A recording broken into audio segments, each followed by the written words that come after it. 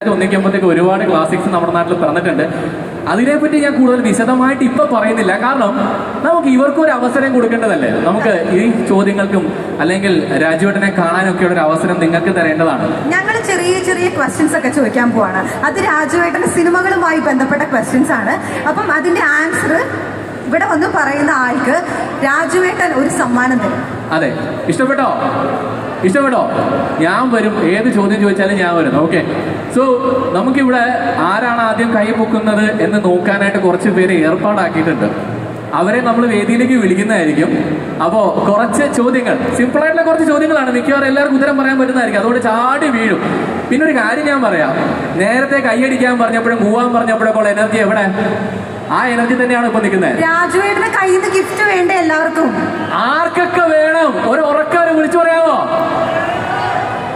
ഇപ്പോഴും പോരാ. ഇങ്ങനെ ചോദിച്ചാൽ നമുക്ക് എങ്ങനെ ചോദ്യം ചോദിക്കണ്ട, അവസരം കൊടുക്കണം അല്ലേ? ആർക്കൊക്കെ പൃഥ്വിരാജിന്റെ സമ്മാനം വേണം? നമുക്ക് ഓരോന്നോരോന്നായിട്ട് ചോദ്യങ്ങളിലേക്ക് കിടന്നാലോ? ഡെഫിനറ്റ്ലി നമുക്ക് ചോദ്യങ്ങളിലേക്ക് കിടക്കാം. കുറച്ച് സമ്മാനങ്ങൾ ആൻഡ് പൃഥ്വിരാജിനെ കാണാൻ ഒരു അവസരം.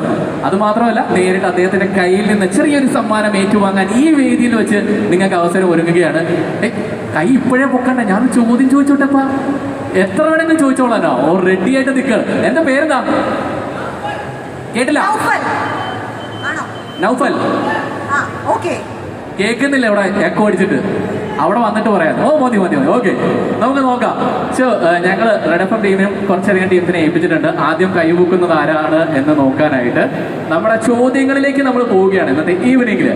സോ ഫസ്റ്റ് ക്വസ്റ്റ്യൻ വിസ്മയ ചോദിച്ചോ. എല്ലാരും റെഡി അല്ലേ? റെഡിയാണോ? ഓടി വരണം. ആദ്യം വരുന്ന ആൾക്കാണ് കേട്ടോ സമ്മാനം. അപ്പോ ശ്രദ്ധിച്ച് കേൾക്കണം.